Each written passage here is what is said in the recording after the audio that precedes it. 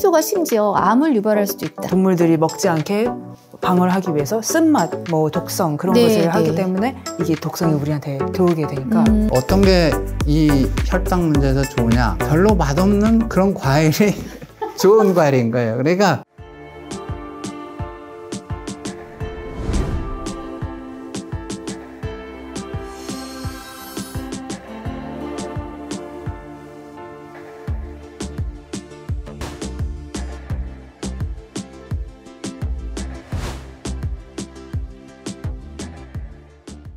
채소의 습격이라고 제가 제목을 좀 지어봤습니다. 건강하지 않은 채소는 당연히 뭐 식재료 좋지 않은데 이거는 우리가 보는 파릇파릇한 채소조차도 사실은 위험할 수 있다라는 내용이에요. 깜짝 놀랐습니다. 보통 섬유질이 몸에 굉장히 필요하다고 알고 있는데 이게 또 다 좋은 게 아니다? 이 부분이 이 책에서 가장 많이 공격을 받을 수 있는 부분이라고 생각을 합니다. 공격. 채식 위주의 식사를 주장하는 사람들한테. 그리고 또 하나 공격을 받을 수가 있는 데가 이 마이크로바이옴, 그러니까 이 장내 세균. 네. 이거 연구하시는 분들은 항상 가장 강력하게 주장하는 게 이제 그 섬유질, 파이버, 그걸 많이 먹어야 된다 이런 얘기를 주장하거든요. 이 에덴은 그 파이버조차도 필요가 없다. 네, 이게 이제 케토 하시는 분들이 이 에데 박사만 그런 게 아니고 케토 하는 사람들의 일반적인 주장입니다. 탄수화물 섭취하지 않고 고기를 많이 먹는 사람은 굳이 섬유질을 따로 챙길 필요가 없다. 네, 이 일반적으로 받아들이기가 어려운 부분이 있죠. 일반인들이 이거 이제 가장 또 이제 논란이 심한 부분이 될 수도 있고. 그 논란이 심한 부분에 제가 한 가지 더 얹을게요. 보면은 채소가 심지어 암을 유발할 수도 있다. 네네. 이거 저희 사실은 이거 암 환자분들이 먹는 음식 중에 채소 굉장히 많죠. 이 식단을 하시는 분 중에서 상당히 어려운 부분인 것 같아요. 채소를 얼만큼 먹어야 되나 여러 가지가 원인이 있는데 어쨌거나 일반적으로 우리가 먹는 상추를 먹는다. 그리고 이제 그 싱싱한 야채를 먹는다. 그리고 이거를 그냥 또 이제 브로콜리 같은 거는 이제 생으로 먹을 수가 없잖아요.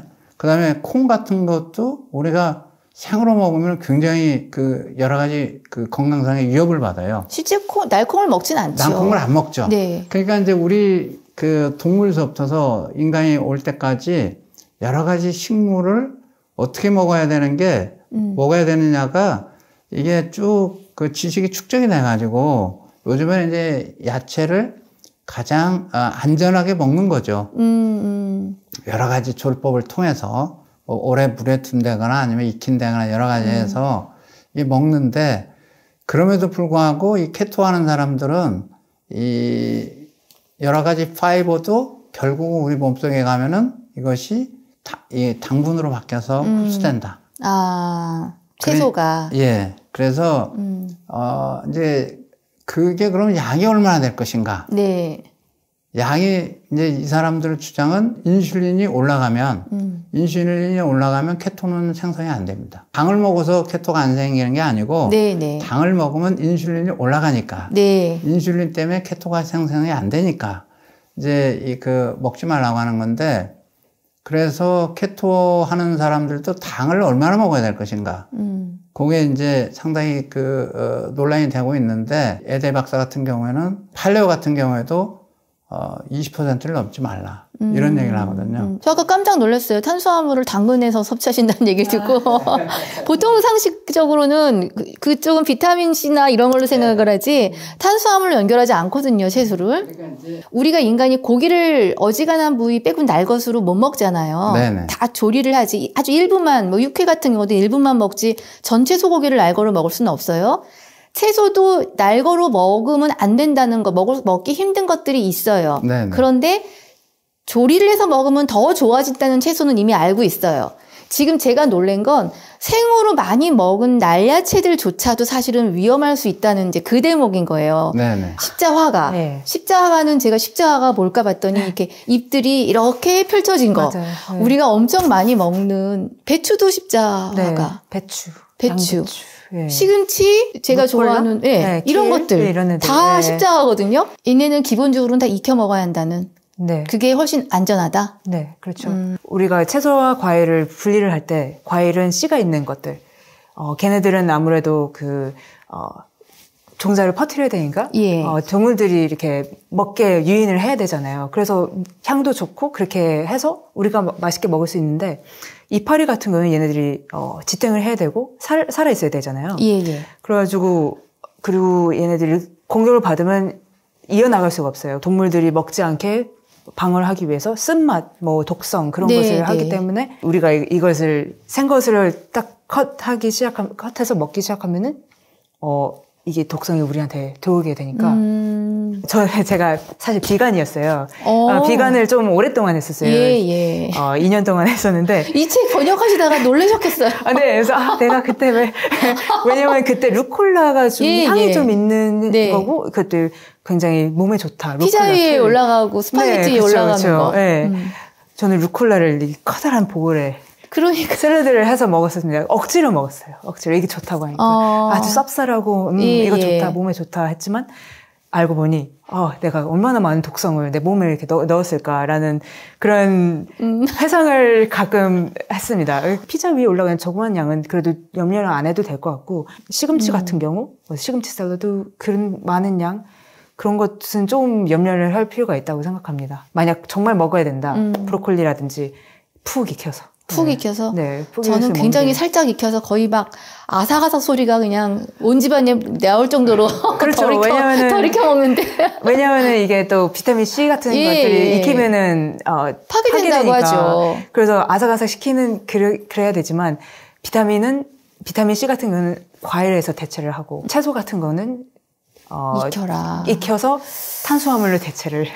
우리는 채소를 데치지 푹 삶는 채소는 몇 개 안 됩니다. 네. 고사리 정도나 푹 삶지 어지간한 건 살짝만 다 흐물어지기도 하고. 그렇죠. 자, 근데 또 여기서 갑자기 아까 과일 말씀을 하셔서. 네네. 근데 이 과일은 또 당이란 말이에요. 그래서 그렇죠. 앞서 얘기한 저탄에 바로 위배가 돼요. 그렇죠. 더군다나 너무 놀랐습니다. 수박이 안 좋다고요? 제가 최근에 이제 이 책을 번역을 하면서 이제 이게 갑자기 이 과일이 이게 성분이 어떻게 되지 이런 생각이 든 거예요. 예. 제가 같이 연구하고 있는 박사한테 과일을 한번 다 데이터를 수집해봐라.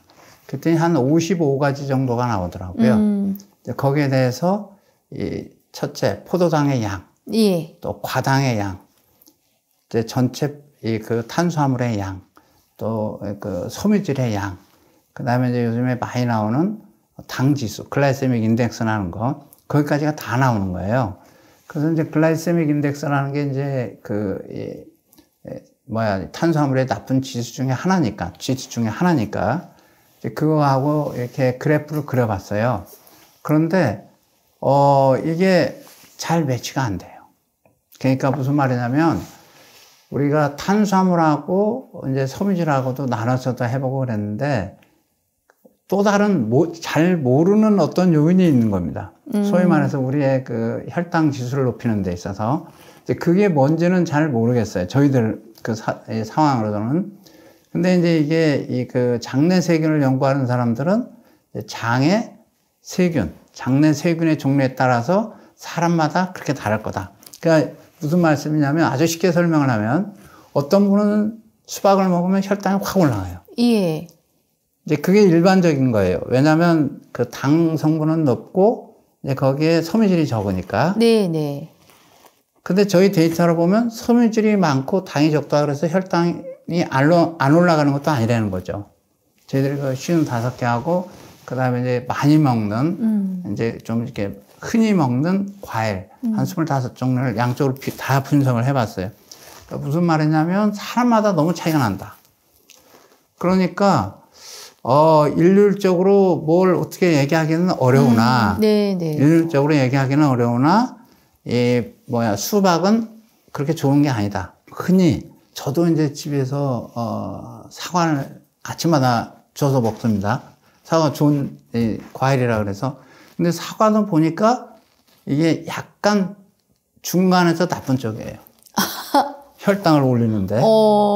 네. 배도 마찬가지고. 그러니까 이제 그러면 이제 어떤 게 이 혈당 문제에서 좋으냐?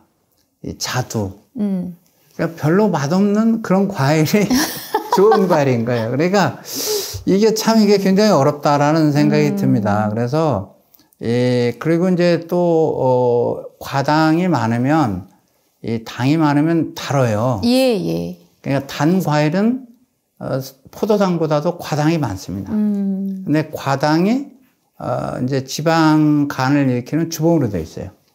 그렇기 때문에 과일 드실 때 많이 드시면 위험하다. 당 조절해야 되는 분들은 과일을 함부로 먹으면 안 되겠구나. 네, 맞습니다. 한 가지 지수가 글라이세믹 인덱스라는 거니까 그거가 높게 나오는 것은 좀 피하시는 게 좋겠다.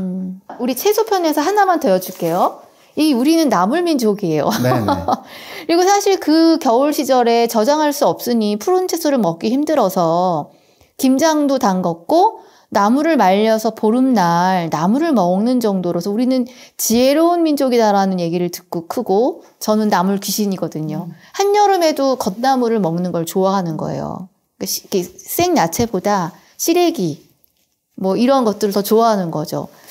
이건 문제가 없을까요? 그러니까 근데 그 겉나물을 만드는 과정을 보면은 끓이고 말리고 다시 끓이는 과정을 통해서 무언가 이렇게 나갈 것들이 나간다면은 얘네들은 그래도 몸에 괜찮지 않을까? 채소를 푹 삶아서 하면은 그런 독소 물질들이 좀 빠져나가니까 나물은 역시 우리나라가 지혜로운 사람들인 만큼 그 조리 방법을 통해 안전하게 먹을 수 있다고 저는 봅니다. 저는 이제 잘 모르는데 저도 이제 그 시래기를 엄청 좋아하거든요. 예. 그게 이제 시래기 우거지 이런 거. 네. 이 책을 읽기 전에. 네. 근데 이제 이 책을 읽고 나서는 생각이 많이 바뀌었습니다. 그래서 제가 이제 제 가족들은 전부 다 제일 제가 잘 데려가는 게 이제 시래기로 이렇게 요리해주는 그런 식당이네요. 그런 게 또 있어요. 저기 그 강원도에서 이제 시래기를 받아가지고 그런 거 끓여주는 그런 이 식당들이 있는데 제가 생각에 그걸 먹으면서도 이 과거에도 이게 과연 얼마나 깨끗하게 됐을까? 그러면 시래기를 이제 삶으면 다 균이 죽으니까. 근데 말리는 동안에 네네. 어떻게 말리느냐가 이게 굉장히 문제가 되잖아요. 그렇죠.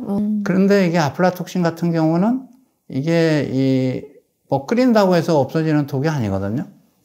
그렇기 때문에 아주 시래기를 드실 때는 좀 잘 골라 드셔야 되겠다. 깔끔한 거를 좀 비싸더라도 좋은 이 시래기를 드시는 게 좋겠다라는 생각은 듭니다. 자, 우리 세 번째로 넘어가 보겠습니다.